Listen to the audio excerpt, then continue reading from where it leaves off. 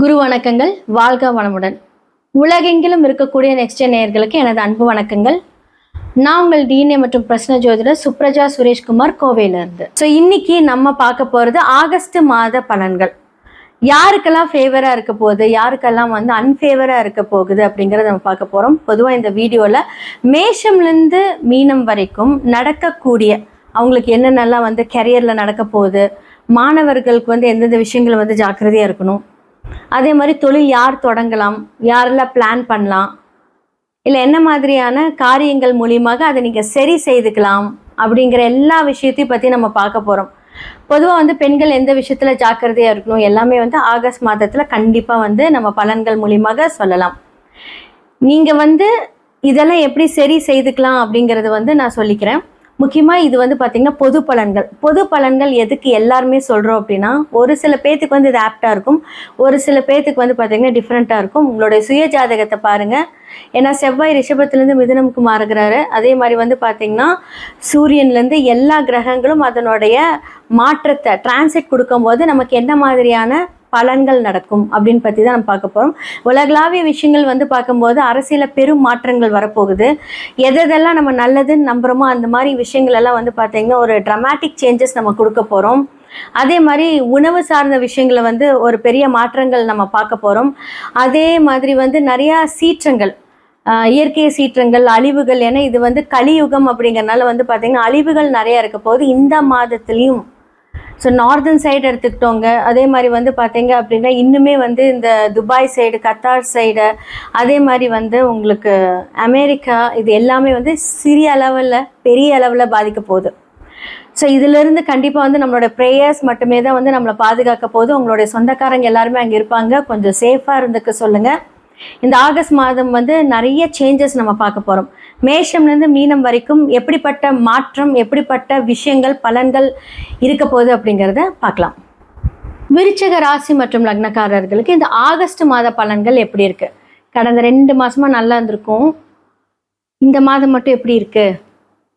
லக்னாதிபதி 6 போய் 8 உட்காந்துட்டாங்க. ஃபஸ்ட்டு இதை பார்ப்போம். நம்ம லக்னாதிபதி 8 உட்காந்துட்டாரு. உடம்பு அப்படின்னு சொல்லக்கூடிய விஷயங்கள், தலை பாரமாக இருக்கிறது, தலைவலிக்கிறது, தேவையில்லாத டென்ஷன், ஸ்ட்ரெஸ்ஸு. 8 அழகாக போய் 6 8ஆம் இடத்துல உட்காரும். 6 8 அப்படின்னாலே கண்டிப்பாக ஆக்சிடெண்ட், ஏதாவது ஒரு வகையில் ஆக்சிடெண்ட். வண்டியில் போனால் இல்லை வேலை செய்யும்போது ஏதாவது ஒரு சின்ன சின்ன அடிகள் படும். ஆனால் அது பெருசாக இழப்புகளை கொடுக்குமான்னு கேட்டால் கிடையாது. ஆனால் விரயங்களை கொடுக்கும். பார்த்துக்கோங்க, செலவுகள் கண்டிப்பாக நடக்கும். கண்டிப்பாக இந்த காலகட்டத்தில் வீடு மாற்றியிருப்பீங்க, வாகனங்கள் வாங்கியிருப்பீங்க, ஆல்ரெடி நான் சொல்லியிருப்பேன். அதன் மூலியமாக ப்ராப்ளம். ஸோ தாய் மாமன் மூலியமாக பிரச்சனை. வேலையில் இருக்கீங்க அப்படின்னா வேலையில் உங்களுடைய ஹையர் அஃபீஷியல்ஸ்னால ப்ராப்ளம். உங்களுடைய கெரியரில் பார்த்தீங்க அப்படின்னா இந்த காலகட்டத்தில் கொஞ்சம் ஸ்ட்ரெஸ். இப்போ நிறைய பேர் ஒர்க் அட் ஹோம் அப்படிங்கிற ஒரு இண்டஸ்ட்ரியில் நீங்கள் ஒர்க் பண்ணிகிட்ருப்பீங்க இல்லையா? நிறைய பேர் ஒர்க் அட் ஹோம். அப்போ ஸ்ட்ரெஸ்ஸு 6 8 சம்மந்தப்படுது, கொஞ்சம் ஜாக்கிரதையாக இருங்க. ஸோ 6 8 சம்மந்தப்பட்டாலே இந்த மாதத்தில் ரொம்ப ரொம்ப கவனம் தேவை. முன்னாடி இப்போ ஒரு கிரகம் மாறுது அப்படின்னா அதுக்கு அந்த டிரான்சிட் முன்னாடி இந்த வேலையை செய்திருவார். இப்போது ட்ராவல் பண்ணும்போது படி பார்த்து, ஏன்னா செவ்வாய்ங்கிறது பார்த்திங்கன்னா ஏறுறது இறங்குறது, ஏறுறது, மலை ஏறுறது. அப்போ இந்த டைம் எல்லாம் ஊட்டி, கொடைக்கானல் இந்த மாதிரி டூரில் போனால் நோ சான்ஸே இல்லை, வேண்டவே வேண்டாம். ஓகே, இப்போ ஃபார் எக்ஸாம்பிள் செவ்வாய் அப்படிங்கிறது ஒரு முருகர் அப்படின்ற ஒரு கடவுள், வாராகியம்மன், லக்ஷ்மி நரசிம்மர், இதெல்லாமே செவ்வாயை குறிக்கும். ஸோ விருச்சிக லக்னத்துக்கு இந்த டைமில் இவங்களெல்லாம் கும்பலாமான்னு கேட்டால் வேண்டாம். இந்த மாதம் சுயஜாதகத்தில் அந்த தசாநாயகனை பொறுத்து நம்ம சொல்லலாம். இவங்கெல்லாம் கொஞ்சம் அன்ஃபேவராக இருப்பாங்க. சில பேருக்கு இவங்கெல்லாம் ரொம்ப பிடிச்சமான ஒரு கடவுளாக இருப்பாங்க. ஏன்னா இப்படி சொல்கிறீங்கன்னு கேட்பீங்க. இதெல்லாமே உண்மைதான். அப்போ புதன் யாரோட வீடு? அங்கே பெருமாள் தானே. ஸோ புதன் அங்கே செவ்வாய் இருக்கும்போது வாகனங்கள் மூலிமா ட்ராவல் பண்ணும்போது ஏதாவது ஒரு தடங்கள், வேண்டாம் வராதிங்க, இதெல்லாமே ஏதாவது ஒரு ஒரு ஒரு காம்பினேஷன் இதெல்லாமே நடக்கும். நான் எக்ஸாம்பிள் தான் சொல்கிறேன். ஆனால் இதெல்லாமே இந்த மாதிரியான விஷயங்கள் இப்போ உங்களுடைய வாழ்க்கையில் இந்த மாதத்தில் நடக்கும்.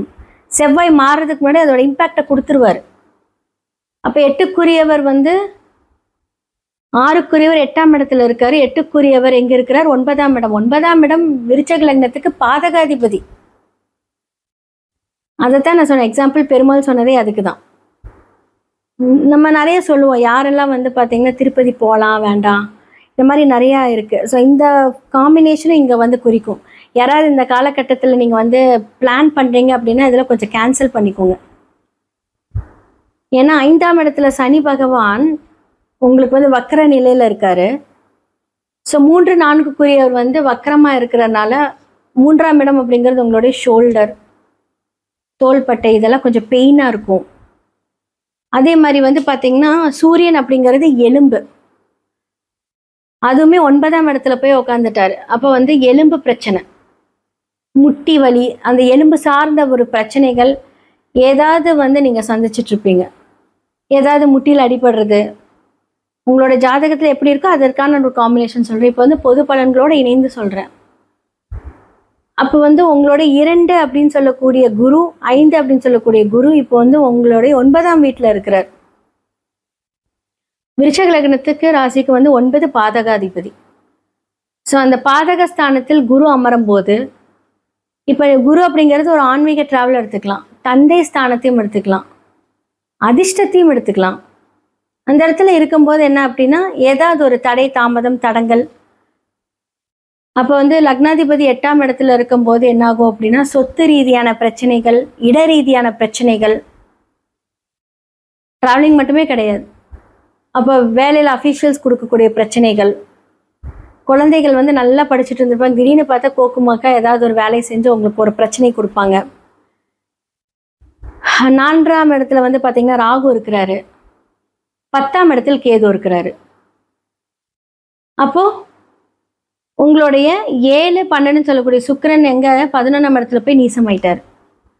அப்போ கணவருக்கு ஏதாவது ஒரு செலவு, உங்களுடைய பார்ட்னர் மூலியமாக ஒரு விரயம், கணவர் மூலியமாக ஒரு விரயம், இதெல்லாமே இந்த காலகட்டத்தில் நடக்கும். யார் வீட்டில் விரயம்? புதனோட வீட்டில். புதன் எங்கே இருக்கிறாரு? பாதகாதிபதி வீட்டில். எல்லா கனெக்ஷனும் நீங்கள் வந்து போட்டு பார்த்தீங்கன்னா இந்த காலகட்டத்தில் வந்து கொஞ்சம் கஷ்டம். இந்த மாதத்தில் யார் சொல்கிற பேச்சு கேட்காதீங்க, அதுதான் விஷயம். உங்களுக்கு நீங்களே ஒரு பிரச்சனை அப்படின்னு சொல்கிறேன்னா லக்னாதிபதி 8ல் இருக்கும்போது என்னாகும் அப்படின்னா தான் எடுக்கக்கூடிய விஷயங்கள். ஓகே, இதுலேருந்து ஒரு சின்ன விஷயம்னா இது விருச்சகம் கொஞ்சம் பாதிக்கப்பட்டிருக்கிறனால சொல்கிறேன். 8 அப்படின்னு சொல்லக்கூடியது வந்து ஆம்புலன்ஸ் டிரைவர், 8 அப்படின்னு சொல்கிறது வந்து பார்த்தீங்கன்னா துப்புரவு தொழிலாளர்கள். சரி, இவங்களுக்கெல்லாம் கொஞ்சம் ஹெல்ப் பண்ணுங்கள். சரி, அப்போ 9ஆம் இடமும் பாதகஸ்தானம் தானே, அது எப்படி நம்ம ரிலேட் பண்ணலாம் அப்படின்னா கோவிலில் வேலை செய்கிறாங்க பார்த்தீங்களா, க்ளீன் பண்ணுறவங்க, அவங்களுக்கெல்லாம் உதவி பண்ணுங்கள், ரொம்ப நல்லா இருப்பீங்க. இதுலேருந்து கொஞ்சம் வெளியே வந்துடலாம். அப்போ உங்கள் சுயஜாதகத்தில் ஒருவேளை வந்து உங்களுக்கு செவ்வாய் தசை நடக்குதுன்னு வச்சுக்கோங்களேன், அவர் இப்போ 8ல் உட்காந்தாரு அப்படின்னா லக்னாதிபதியே வந்து ப்ராப்ளம். அப்போ வந்து தசாநாயகனே ப்ராப்ளம் இருக்கும்போது இந்த காலகட்டத்தில் ரொம்ப ஸ்ட்ராங்காக இருக்கணும். என்னடா இது அர்த்தாஷ்டம சமனி விலகி நம்ம நல்லா இருப்போம் தான் நினச்சேன் அப்படின்னா அப்படி கிடையாது. ஸோ ஒவ்வொருத்தரோட சுயஜாதகம் மட்டும்தான் உங்களுக்கு வந்து என்னென்ன நடக்கும் நடக்காது அப்படிங்கிறத பிளான் பண்ணும். அதை கன்ஃபார்ம் பண்ணுறது கோச்சாரங்கள் தான். போன மாதம் வரைக்கும் நான் நல்லா இருந்தேன், இந்த மாதம் நானே வந்து கொஞ்சம் கன்ஃபியூஷனில் இருக்கேன், மைண்டு கொஞ்சம் ஸ்ட்ரெஸ்ஸாக இருக்குது அப்படின்னு நீங்களே சொல்லுவீங்க. அப்போ இந்த காலகட்டத்தில் என்ன பண்ணோம் அப்படின்னா ட்ராவல் பண்ண வைக்கும், ட்ராவல்லையும் பிரச்சனை. அதைத்தான் நான் சொல்கிறேன், எங்கேயுமே வந்து நான் ஸ்ட்ரெஸ்ஸை ரிலீஸ் பண்ணுறேன், எனக்கு வந்து பிரச்சனையாக இருக்குது, வெளியே போனால் நான் நல்லா இருக்கேன்னு சொன்னால் 2 பிரச்சனை அங்கே ரெடியாக இருக்கும். முடிஞ்ச அளவுக்கு வந்து வீட்டிலே இருங்க, அமைதியாக இருங்க, அவ்வளோதான் விஷயம். புதுசாக தொழில் தொடங்குறீங்க அப்படின்னா கடன் அப்படிங்கிற விஷயம் 8ஆம் இடம், அது வந்து இயங்க வைக்கும், வேண்டாம்.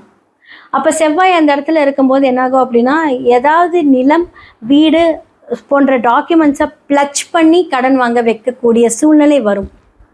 1 மாதம் தான் அமைதியாக இருங்க. செவ்வாய் மாறினதுக்கப்புறம் டிஃப்ரெண்ட்டாக இருக்கும்.